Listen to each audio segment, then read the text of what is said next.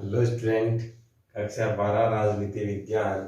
हम पढ़ रहे थे जातिवाद का नकारात्मक प्रभाव। नकारात्मक प्रभाव में हमने एक बिंदु उसमें देख लिया था और इसके बाद हम एक एक करके नकारात्मक प्रभाव को देखते हैं। यहाँ से बड़ा सवाल आपको देखने को मिलेगा। एक बड़ा सवाल हमें सकारात्मक पक्ष से मिल सकता है, एक बड़ा नकारात्मक पक्ष से मिल सकता है। यह दोनों का 50-50% करके 2+2 कर सकता है, 3+3 कर सकता है। आप अपने मॉडल पेपर में देखेंगे तो किस प्रकार के सवाल यहाँ से बने हैं। ज्यादातर सवाल नकारात्मक और सकारात्मक दोनों को साथ लेकर ही बनता है। जातिवाद के नकारात्मक और सकारात्मक प्रभाव को स्पष्ट कीजिए। इसमें जातीय हितों के लिए संघर्ष, ये बहुत स्पष्ट कथन है। जातिवाद में अपनी जाति के हितों का ध्यान रखा जाता है, दूसरों की जाति का कोई फोकस नहीं होता।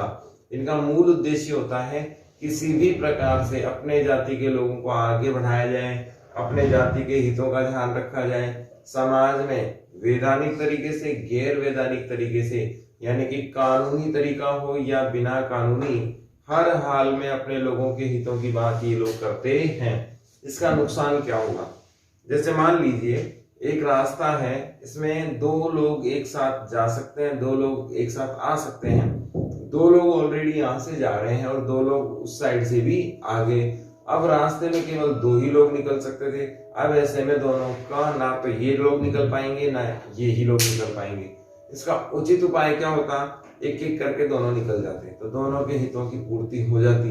लेकिन जातीय एटीट्यूड के कारण या यूं कहें कास्टिज्म फैक्टर के कारण ना तो ये निकलने देते हैं और ना ही ये वाले निकल पाते हैं। ऐसी स्थिति में हितों का टकराव होता है जो संघर्ष और तनाव को क्या कर देता है? पैदा कर देता है। जातीय हितों के लिए देखें तो आरक्षण की मांग भी जातीय हितों का मुख्य उदाहरण इसमें है। जातीय हितों के लिए देखें तो बहुत सारी परंपराएं जाति की हित के लिए ही की गई हैं, जाति विशेष को एकता में लाने के लिए ही की गई है। वर्तमान में राजनीति पर बहुत भयंकर प्रभाव पड़ रहा है, वो जातिवाद का ही पड़ रहा है। सभी लोग एकजुट इसलिए हो रहे हैं कि वहां ज्यादा मिलेगा, वहां आसानी से हमें कोई रोकने वाला नहीं है, हमारी जाति हमारे साथ होगी और सबसे बड़ा फैक्टर हमारा हित भी होगा, हमारी जाति का हित भी होगा। लेकिन यदि इसमें समाज का हित भी जोड़ दिया जाए तो ये सार्थक कदम होता है। लेकिन इसमें समाज का हित नहीं देखा जाता, केवल अपने लोगों का, अपनी जाति तक ये संकीर्ण विचारधारा के रूप में सिमट कर जातिवाद रह जाता है। अपने लोगों के हित के बारे में अगर सोचेंगे तो फिर क्षेत्रीय अवधारणाएं उभर कर आएंगी, क्षेत्र विशेष को जन्म दिया जाएगा और क्षेत्रवाद फैल जाएगा। समाज अशांति का माहौल बन जाता है। समाज में अशांति का माहौल कैसे बनेगा? जाति आधारित जो आंदोलन होते हैं वे आक्रामक भी हो सकते हैं। एक जाति अपने पक्ष में हितों की बात करेगी तो दूसरी जाति भी अपने पक्ष में हितों की बात करेगी, तो फिर दोनों में तनाव बढ़ेगा, एक दूसरे की सीमांकन हो जाएंगे, एक दूसरे में आ जा नहीं सकेंगे, छोटी सी घटना का बड़ा रूप ले लिया जाएगा। कुल मिला के हर हाल में तनाव की स्थिति पैदा होने वाली है और ये तनाव इतना भयंकर हो जाएगा कि माहौल अशांत हो जाएगा। जैसे हिंदू मुस्लिम दंगों को देखें, बहुत सारी जातियों के संघर्ष को देखें, तो ऐसी स्थिति में कोई छोटी सी घटना भी बड़ा विकराल रूप ले लेती है। ऐसे में समाज में अशांति का माहौल बनता है। किसके आधार पर? जाति आधार पर। इसका दूसरा फैक्टर भी है, समाज में सभी जातियों को रहने का अधिकार है, सभी को जीने का अधिकार है। आर्टिकल 21 कहता है कि आपको देह और जीवन की स्वतंत्रता का अधिकार है। लेकिन आपने देखा होगा कि बहुत सारी जगह जहां एक जातीय समीकरण बन जाता है, एक जाति का बाहुल्य हो जाता है, वहां अन्य जातियां जाने से डरती हैं। उन्हें लगता है कि ये जो संगठन बना है, ये जो एरिया वाइज ग्रुप बना है, किसी जाति विशेष का जो समूह बना है, ये समाज के लिए तो खतरनाक है ही है, किसी पर्टिकुलर दूसरी जाति के लिए भी खतरनाक है, जब तक वो जाति समान नहीं हो जाती। हमने शक्ति सिद्धांत में पढ़ा था कि जब तक शक्ति संतुलन है, दोनों बराबर बराबर वाले हैं, तब तक संघर्ष नहीं होगा। लेकिन एक ऊपर चला गया, दूसरा नीचे है, तब भी संघर्ष होगा। ये नीचे चला गया, ये ऊपर है, तब भी संघर्ष होने वाला है। यानी कि ताकत में बढ़ोतरी और कमी संघर्ष को क्या कर देती है? पैदा कर देती है, लेकिन समांतर ताकत यदि है तो संघर्ष नहीं होने वाला है। तो समाज में अशांति का कारण भी क्या है? कट्टर जातिवादिता को बढ़ावा देना। जातीय समीकरण यदि बढ़ रहे हैं, जातिवाद ज्यादा है, तो क्या आएगी? अशांति आएगी, और अशांति समाज के लिए क्या है? खतरनाक है। जाति आधारित चुनाव और मतदान, ये बहुत काम की चीज है।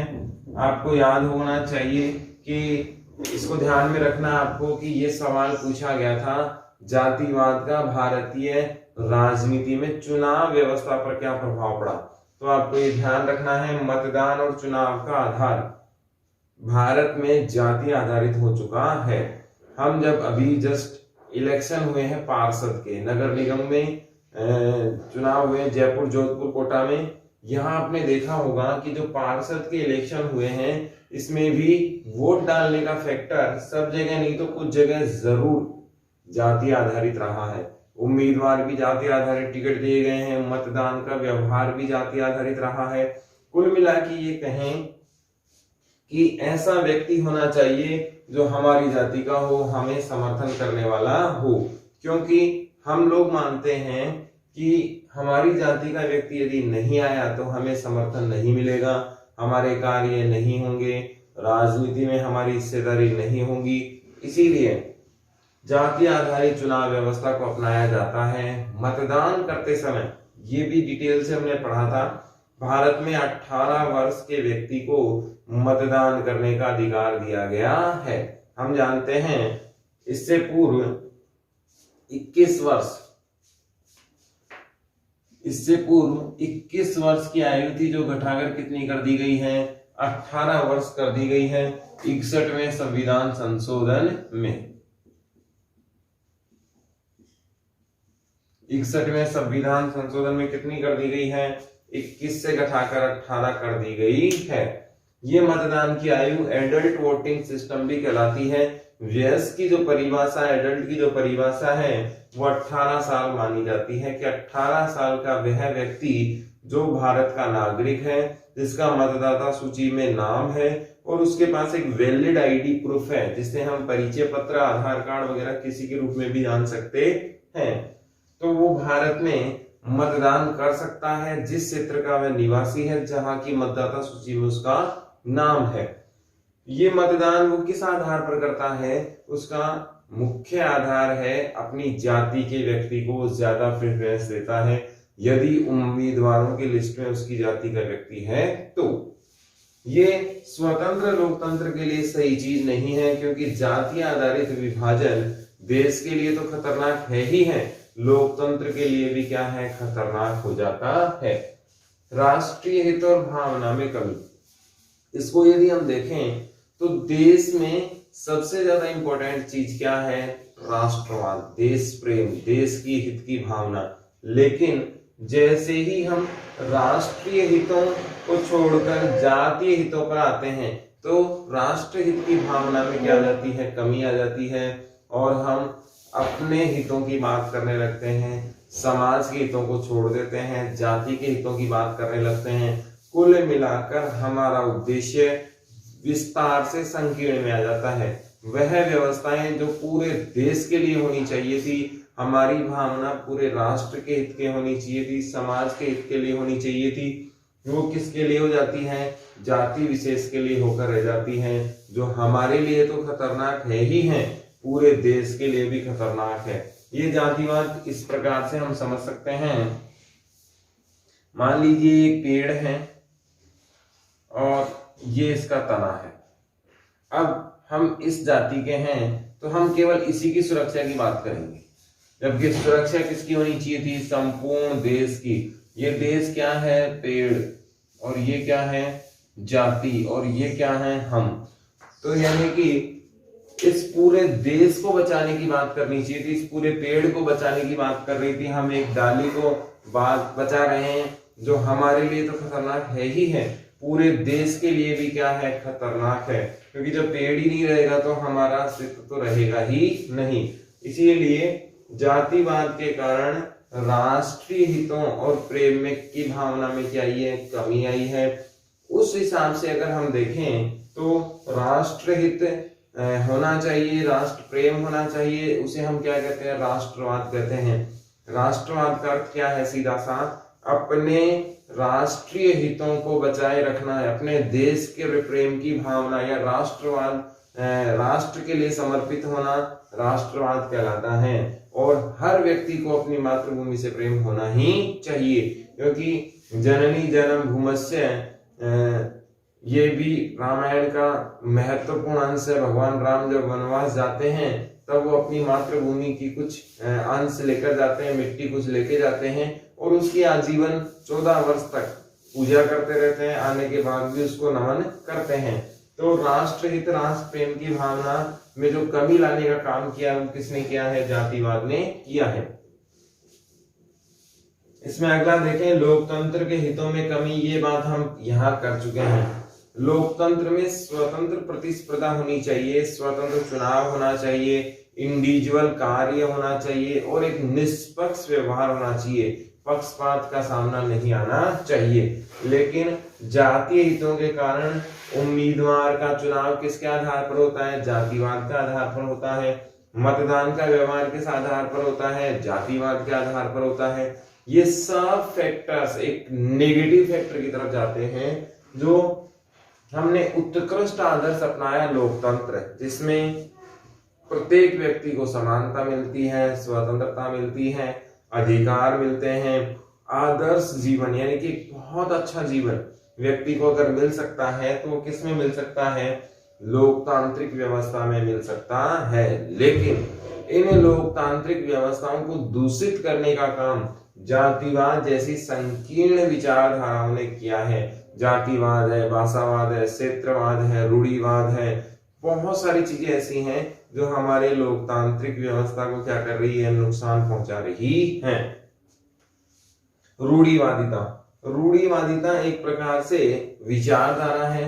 हम जानते हैं कि ऐसी व्यवस्थाएं जिनको तथ्य सबूतों के आधार पर नहीं परखा गया है और बिना कुछ सोचे समझे ही अपना लिया जाता है, रूढ़िवादिता कहलाती है। और एग्जाम्पल, कुछ रोज पहले लड़कियों की चोटियां काटी जा रही थी और आपने देखा होगा कि एक दहशत का माहौल था। उस समय मैंने भी एक सवाल उठाया था, आप सब लोगों से बातचीत भी हुई थी। एक भी लड़की या महिला ऐसी नहीं थी जो एजुकेटेड हो, यानी कि बहुत अच्छी पढ़ी लिखी हो या एजुकेशन से संपन्न हो, शिक्षा से संपन्न हो, ऐसी महिला की चोटी नहीं काटी गई। इसका मतलब क्या था, रूढ़िवादिता है, साइकोलॉजिकल एक प्रकार से डिसऑर्डर था। अगर ऐसा होता तो शहरों के बीच में से भी ऐसे कार्य होते और वे सब लोगों के साथ भी ये घटनाएं होती जो पढ़े लिखे लोग हैं और उनके साथ ये घटनाएं उन्हें उनके साथ दहशत का माहौल होता, लेकिन ऐसा नहीं हुआ। फिर इसमें दूसरा कारण था मीडिया कवरेज। आपने देखा होगा जितने दिन मीडिया कवरेज इस घटना को मिलता रहा, ये घटनाएं बढ़ती ही चली गई। जिस दिन मीडिया कवरेज खत्म हुआ या कम हुआ, ये घटनाएं तुरंत विलोप सी हो गई और आज कोई घटना हो ही नहीं रही है। इसका मतलब ये हुआ कि ये घटनाएं प्रसिद्धि के कारण भी हुई हैं, अपने आप को पॉपुलर करने के कारण भी हुई हैं। और इसका मुख्य कारण क्या है, रूढ़िवादिता है। बहुत सारे नकारात्मक फैक्टर हमारे यहाँ आते हैं, उनका कोई वजूद होता ही नहीं है। बहुत सारे नकारात्मक हैं विचार हमारे समाज में चलते हैं, ये किससे जुड़े हुए हैं, रूढ़िवादिता से ही जुड़े हुए हैं, अंधविश्वासों से जुड़े हुए हैं। और इसमें ज्यादा बढ़ाने का काम किसने किया है, जातिवाद ने किया है, जो समाज के लिए एक अभिशाप है। जातिवाद परंपरावाद को भी बढ़ावा देता है। हमारी जो आदर्श आचार संहिता है, आदर्श विचारधारा है, आदर्श सामाजिक व्यवस्थाएं हैं, वे बहुत अच्छी चीज हैं, लेकिन उनमें बहुत सारी कमियां भी हैं। किसी भी समाज के नियम 100% सही नहीं हो सकते, कोई भी आधुनिक समाज भी 100% सही नहीं हो सकता, कोई व्यक्ति परफेक्ट नहीं हो सकता, कोई व्यक्ति आदर्श नहीं हो सकता, 100% आदर्श नहीं हो सकता। हर व्यक्ति में कुछ कमियां होती हैं, कुछ अच्छाइयां होती हैं। तो हमारी जो परंपराएं थी, जाति आधारित परंपराएं हैं, वे भी 100% सही नहीं हैं, उनमें संशोधन की आवश्यकता होनी चाहिए। जैसे जाति आधार पर आज हमारे यहाँ दहेज को प्रोत्साहन दिया जा रहा है, बाल विवाह को प्रोत्साहन दिया जा रहा है, महिलाओं को पिछड़ने का कारण भी जातिवाद ही है। बहुत सारे ऐसे फैक्टर हैं जिसमें महिलाओं का शोषण हो रहा है। ये सारी चीजें परंपरा आधारित हैं और जातिवाद ने इस परंपरा को और ज्यादा मजबूत कर दिया। ये परंपराएं आधुनिक समाज में कम होने वाली थी। आधुनिक समाज के हिसाब से इनका डाउनफॉल होना चाहिए था। शिक्षा में बढ़ोतरी हुई, सामाजिक इंटरनेट, मीडिया, सोशल मीडिया, सामाजिक गतिविधियां, बहुत सारे सम्मेलन, आंदोलन हुए, इनसे इन चीजों में कमी आनी चाहिए थी, लेकिन ऐसा नहीं हुआ क्योंकि जातिवाद ने परंपरावाद को कंटिन्यू आगे लेकर जाने का काम किया है, जो अच्छी चीज नहीं है। यदि ये जातिवाद कम हो तो ये जो परंपराएं हैं जिन पर हम ज्यादा जोर दे रहे हैं और समाज के लिए जो सही भी नहीं है, इनको भी समाप्त किया जा सकता है, जिससे एक आदर्श उच्च समाज हमारे सामने आ सकता है। इसमें हम आगे देखें, अल्पसंख्यकों में असुरक्षा का भाव। जातिवाद क्या करता है?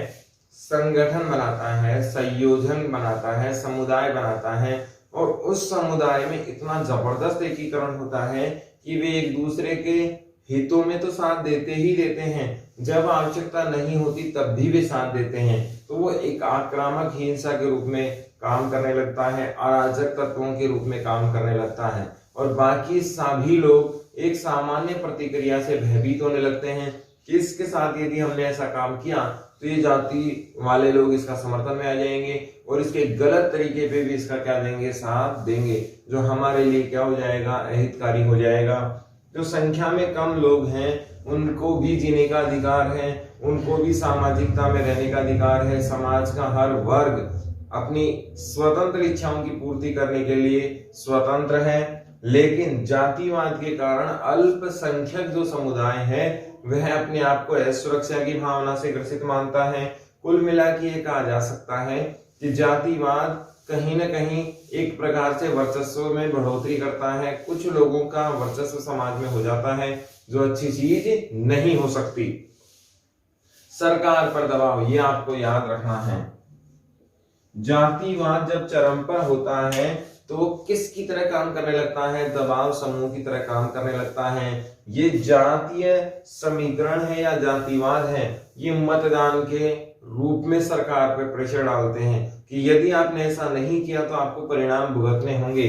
जैसे फॉर एग्जांपल वर्तमान में गुज्जर आरक्षण का एक प्रभावशाली आंदोलन चल रहा है। सरकार टोटली प्रेशर में है क्योंकि 4 से 5 जिले गुज्जर बाहुल्य क्षेत्र में आते हैं। वैसे राजस्थान के हर जिले में गुज्जर समाज हमारा मिलता है, लेकिन 4 से 5 जिले बड़े जबरदस्त तरीके से गुज्जर बाहुल्य क्षेत्र में आते हैं। सरकार अपने वोट बैंक को बचाने के लिए हर हाल में इनकी बातें माने ही मानेगी और मानना भी चाहिए, क्योंकि अपने अधिकारों के लिए आंदोलन करना सबके लिए जायज है, लेकिन उसका तरीका शांतिपूर्ण और राष्ट्रीय प्रॉपर्टी को नुकसान पहुंचाए बिना होना चाहिए। अगर किसी भी एक व्यक्ति को भी नुकसान पहुंच रहा है तो वो आंदोलन सही चीज नहीं है। तो सरकार पर दबाव ये जाति समूह बना लेते हैं, अपने जाति के नेताओं को एकजुट कर लेते हैं, अपनी जाति के सांसद एमएलए को एकजुट कर लेते हैं, अपनी जाति के समाज को, अपनी जातीय समीकरणों को बैठाते हैं और एक तरफा सरकार का विरोध करना शुरू कर देते हैं। इससे सरकार दबाव में आ जाती है और सरकार इनकी जायज नाजायज दोनों प्रकार की मांगों को मानने के लिए विवश हो जाती है। तो कहीं न कहीं जातवाद समाज के लिए तो नुकसानदायक है ही, हमारी सरकार और लोकतंत्र के लिए भी नुकसानदायक है। ये आने वाले समय में भयंकर एक प्रकार की समस्या हो जाएगी। हर जाति अपना फैक्टर दिखाएगी, अपनी ताकत दिखाएगी और सरकार पर हर समय दबाव बनाकर रखेगी, जो सही चीज नहीं है। इससे सरकार खुलकर निर्णय नहीं ले पाती है। सरकार गठबंधन की भी हो सकती है और गठबंधन में तो जातिवाद जबरदस्त प्रभावशाली होगा, क्योंकि वो सरकार गिरने का डर सरकार से अनैतिक कार्य भी करवा देगा और कहीं न कहीं सरकार हमेशा खुलकर स्वतंत्र निर्णय नहीं ले पाएगी। जो उद्देश्य सरकार के होते हैं वो पूरे नहीं कर पाएगी। हिंसक जातीय आंदोलन, कई बार जातिवाद के आधार पर, जातिवाद के नाम पर समाज विरोधी कार्य भी हो जाते हैं। इन जातीय संघर्षों में भावनात्मक जुड़ाव होता है और हल्की फुल्की घटना भी बड़े हिंसक आंदोलन में कहीं ना कहीं रूप ले लेती है। जो बेवजह होता है, समाज के लिए हानिकारक होता है। हिंसक आंदोलन राष्ट्रीय प्रॉपर्टी को नुकसान पहुंचाते हैं। प्रत्येक व्यक्ति भारत की संतान है। प्रत्येक जीवित और निर्जीव वस्तु भारत की प्रॉपर्टी है। यदि किसी भी आंदोलन में किसी को नुकसान पहुंचता है तो भारत को नुकसान पहुंचता है। और ये हिंसक आंदोलन जो जाति आधारित होते हैं, आक्रामक हो जाते हैं और भारत की प्रॉपर्टी को क्या पहुंचाते हैं, नुकसान पहुंचाते हैं, जो सही चीज हो ही नहीं सकती। संकीर्ण विचारधारा, ये हमने डिटेल से पढ़ा है यहाँ पर कि हमारे जो राष्ट्रवाद के हित हैं, राष्ट्रीय हित हैं, उनको छोड़कर कहाँ विचार ले आते हैं, ये एक छोटी सी जाति के पीछे हो जाते हैं और पूरे देश की भावना को ये नहीं देखते और पेड़ की एक डाली पर ही सोचते हैं, पूरे पेड़ के बारे में नहीं सोचते। प्रत्येक जाति को ये सोचना चाहिए कि यदि देश नहीं रहेगा तो हम भी नहीं रहेंगे। इसीलिए देश बड़ा है, देश के लिए सब कुछ होना चाहिए, जाति के लिए नहीं। फूट डालो की राजनीति, फिर जातिवाद में क्या होता है, ये मेरा ये तेरा, इस प्रकार की विचारधारा चलती है। जिस प्रकार से अंग्रेजों ने देश को बांटा और जिस प्रकार से अंग्रेजों ने देश की व्यवस्था को पूरा विखंडित कर दिया, एकजुट होने ही नहीं दिया, इसका फायदा केवल अंग्रेजों को मिला। अंग्रेजों ने फूट डालो राज करो की नीति के आधार पर देश को विभाजन करके रखा, जिससे अंग्रेजों के विरुद्ध कभी आंदोलन सक्षम ना हो सके, सफल ना हो सके। फूट डालो राज करो की नीति में जातिवाद भी एक अहम रोल निभा रहा है। जाति आधार पर क्षेत्रीय विषमताएं आ रही है, अलग अलग क्षेत्रों में अलग अलग अधिकार वाले आ रहे हैं, अलग अलग जाति वाले आ रहे हैं। इसमें संघर्ष की भावना ज्यादा हो रही है, हिंसा की भावना ज्यादा हो रही है, फैलाव हो रहा है और देश के साथ कोई चलने के लिए तैयार नहीं होगा आने वाले समय में। इसी का सबसे बड़ा जो कारण है वो क्या है, जातिवाद है। वोट बैंक की राजनीति, ये हम पहले पढ़ चुके हैं। कहीं ना कहीं देश में आज वर्तमान में केवल और केवल वोट बैंक की राजनीति देखने को मिलती है। हर व्यक्ति, हर समुदाय, हर समाज अपने जाति के लोगों को आगे बढ़ाने में तुला हुआ है। कोई देश के बारे में सोचना नहीं चाहता, केवल सारे कार्य जातीय विशेष पर आधारित होने जा रहे हैं, जो आने वाले समय में एक आक्रामक शैली में आ जाएंगे, जो समाज के लिए सही नहीं है। तो हमने यहाँ ये टॉपिक कंप्लीट कर लिया कि जातिवाद के सकारात्मक फायदे क्या क्या हो सकते हैं और जातिवाद के नुकसान क्या क्या हो सकते हैं। इसमें आप भी और जोड़ सकते हैं। सवाल दो प्रकार से आएगा। पहला, जाति का सकारात्मक और नकारात्मक स्वरूप स्पष्ट कीजिए, प्रभाव स्पष्ट कीजिए। जाति का सकारात्मक और नकारात्मक प्रभाव स्पष्ट कीजिए। दूसरा सवाल, जाति का नकारात्मक प्रभाव या फिर इसकी जगह आ जाएगा जाति का सकारात्मक प्रभाव स्पष्ट कीजिए। बहुत इंपॉर्टेंट है, दोनों में से एक सवाल आपको जरूर देखने को मिलेगा, तो ये बहुत अच्छे से आपको तैयार करना है।